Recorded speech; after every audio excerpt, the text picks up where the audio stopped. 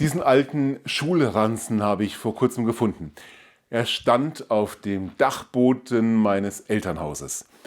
Es ist mein alter Schulranzen und er stand genauso da, wie ich ihn am letzten Tag meiner 4. Klasse dort abgestellt habe. Die Butterbrotbox war zum Glück nicht mehr drin, aber der Rest ist noch original erhalten. Da ist zum Beispiel mein kleines Religionsheft, in das ich mit viel Liebe und einer Schönschrift die Einträge in der 4. Klasse gemacht habe. Ich habe darin gelesen, ich habe diesen Ranzen entdeckt und was soll ich sagen, in mir ist ein ganzer Horizont weit geworden. Ich habe mich wieder hineinbegeben in diese Grundschulzeit, die für mich zum Glück eine sehr gute Zeit war. Habe mich erinnert an die lustige Abschiedsfeier der 4. Klasse, habe mich erinnert an so manche Unterrichtsstunde mit dem Fach Stricken und habe einfach gedacht, Mensch, was war das für eine schöne Zeit, ein weiter Horizont.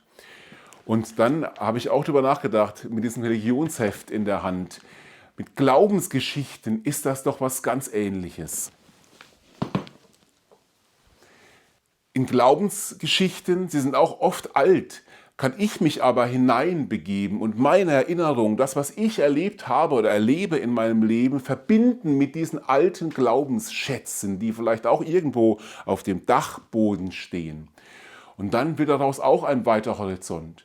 Die Geschichte von Jesus jetzt in der Passionszeit, wie er unterwegs war zum Kreuz, Angst, Verrat, Vertrauensbruch, Einsamkeit, Unsicherheit, alles Themen, die da groß sind in diesen alten Geschichten und die auch heute in meinem Leben eine wichtige Rolle spielen, in eurem vielleicht auch.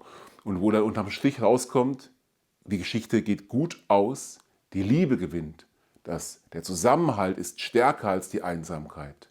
Und das Leben siegt, das bleibt und das trägt in diesen alten Geschichten. Darauf hat mich dieser Schulranzen gebracht. Ich wünsche euch, dass ihr auch solche Horizontweiterer habt in eurem Kopf, die euch die Gedanken frei machen und euch erfahrbar machen, dass das Leben gewinnt und die Liebe bleibt und das Leben siegt.